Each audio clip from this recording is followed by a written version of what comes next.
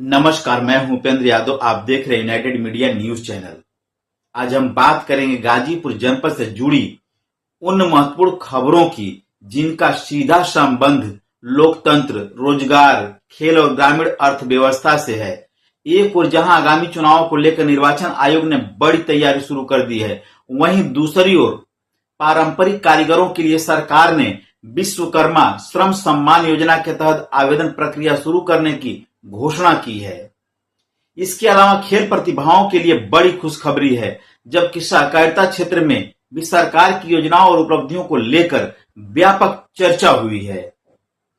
सबसे पहले बात करते हैं लोकतंत्र के सबसे बड़े पर्व चुनाव की तैयारियों की।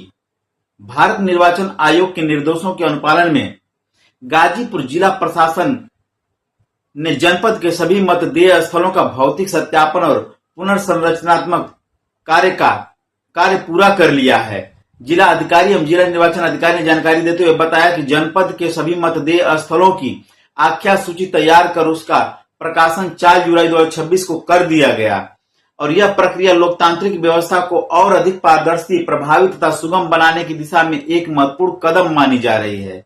प्रशासन के अनुसार प्रकाशित मतदेय स्थलों की सूची जिला निर्वाचन कार्यालय तथा सभी निर्वाचक रजिस्ट्रीकरण अधिकारी यानी उप जिला अधिकारियों के कार्यालयों में स्थापित मतदाता पंजीकरण केंद्र पर निरीक्षण के लिए उपलब्ध रहेगी। यह सूची 4 जुलाई से लेकर 11 जुलाई 2026 तक आम जनता के अवलोकन के लिए रखी जाएगी।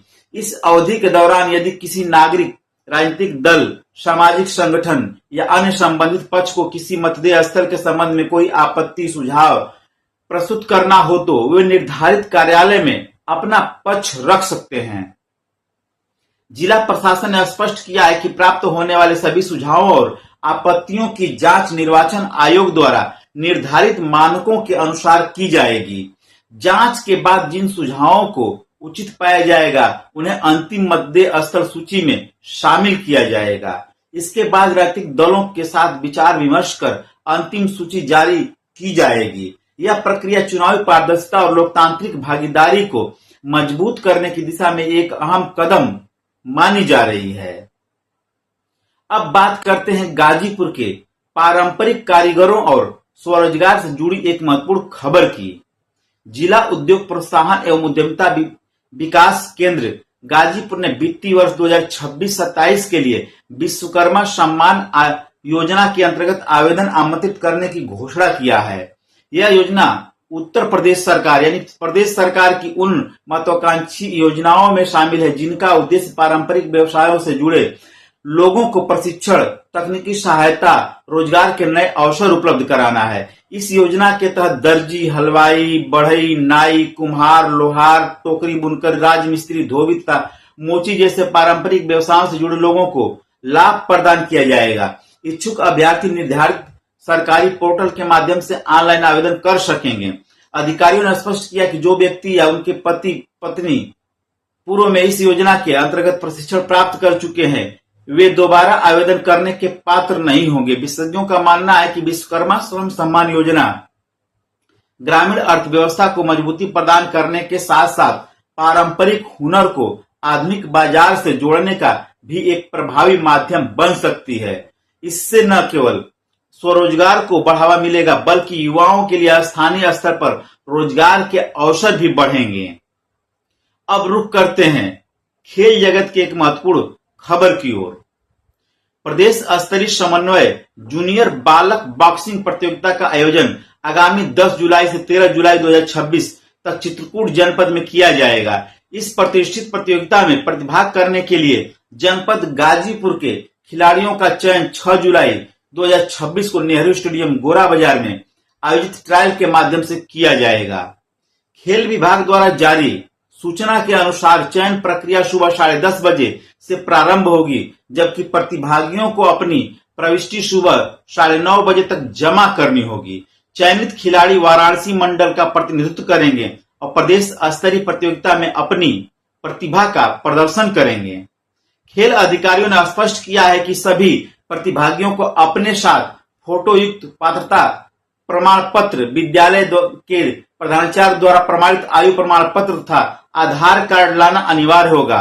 सबसे महत्वपूर्ण बात यह है कि इस प्रतियोगिता में प्रवेश पूर्णतः निःशुल्क रखा गया है, जिससे अधिक प्रतिभाशाली खिलाड़ी इसमें भाग ले सके। विशेषज्ञों का मानना है कि ग्रामीण और अर्ध शहरी क्षेत्रों में खेल प्रतिभाओं को अवसर प्रदान करना देश के खेल भविष्य को मजबूत बनाने की दिशा में अत्यंत महत्वपूर्ण कदम है। गाजीपुर जैसे जनपद में निकलने वाली प्रतिभाएं राष्ट्रीय और अंतर्राष्ट्रीय स्तर पर प्रदेश का नाम रोशन कर सकती हैं। अब बात करते हैं सहकारिता क्षेत्र की, जहां भारत सरकार में पृथक सहकार मंत्रालय के गठन के 5 वर्ष पूर्ण होने के अवसर पर पूरे प्रदेश में सहकारिता सप्ताह मनाया जा रहा है। गाजीपुर जनपद में भी सहकारिता सप्ताह के अंतर्गत विभिन्न कार्यक्रम आयोजित किए जा रहे हैं। इसी क्रम में गाजीपुर सहकारिता जागरूकता रैली और उसके उपरांत सहकारिता गोष्ठी का आयोजन किया गया।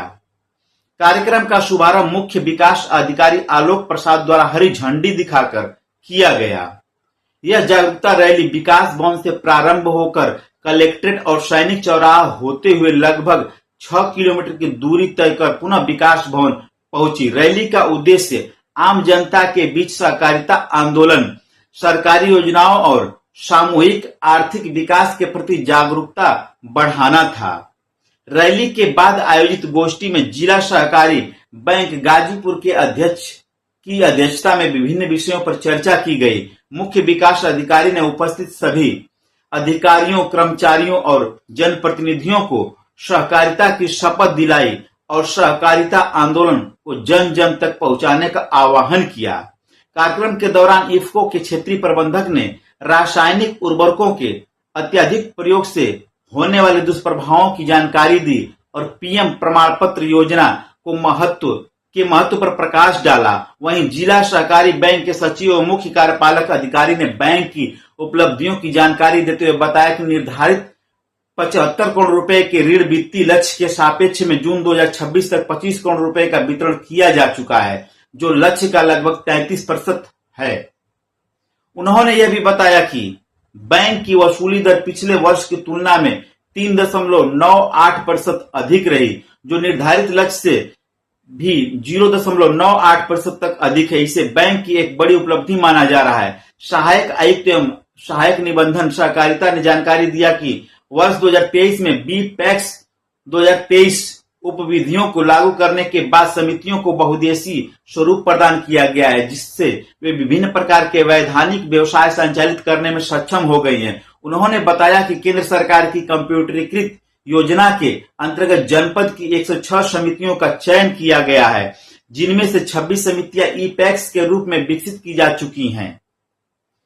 इसके अतिरिक्त जनपद की 42 समितियों को सहज जन सेवा केंद्र संचालित किए जा रहे हैं, जिनके माध्यम से वे लगभग 50 लाख रुपए का व्यवसाय किया गया है। प्रत्येक ग्राम पंचायत में सहकारी समितियों के गठन की योजना के अंतर्गत 26 नई समितियों का गठन भी किया गया है। नई समितियों के संचालन के लिए प्रति समिति 2 लाख रुपए की सहायता राशि तथा व्यवसाय विस्तार के लिए 10 लाख रुपए तक की ब्याज मुक्त वित्तीय सहायता उपलब्ध कराई जा रही है। वहीं गोदामों और भवनों के निर्माण एवं मरम्मत के लिए भी वित्तीय सहायता प्रदान की जा रही है। सदस्यता विस्तार अभियान के अंतर्गत 2023 और 2025 में चलाए गए विशेष अभियान के माध्यम से जनपद में लगभग 94,000 नए सदस्य बनाए गए हैं। यह आंकड़ा सहकारिता आंदोलन के विस्तार और जन भागीदारी को दर्शाता है। मुख्य विकास अधिकारी ने अपने संबोधन में कहा कि सहकार से समृद्धि का एक मंत्र केवल एक नारा नहीं, बल्कि ग्रामीण विकास और आत्मनिर्भर भारत की आधारशिला है। उन्होंने अधिकारियों से अपील किया कि सहकारिता विभाग की योजनाओं को अंतिम व्यक्ति तक पहुंचाने के लिए विशेष प्रयास किए जाएं। तो कुल मिलाकर आज गाजीपुर में लोकतंत्र की तैयारी, स्वरोजगार को बढ़ावा, खेल प्रतिभाओं के चयन और सहकारिता आंदोलन के विस्तार जैसे 4 महत्वपूर्ण विषयों पर चर्चा के केंद्र में रहे। यह सभी पहलू इस बात का संकेत है कि प्रशासनिक व्यवस्था, आर्थिक विकास, खेल और सामाजिक भागीदारी को समान महत्व देते हुए जनपद को विकास की नई दिशा देने का प्रयास किया जा रहा है। फिलहाल इस विशेष बुलेटिन में इतना ही। आप देखते रहिए और जुड़े रहिए हमारे साथ, क्योंकि हम सबसे पहले पहुंचाते हैं हर खबर और सबसे सटीक। नमस्कार, मैं हूं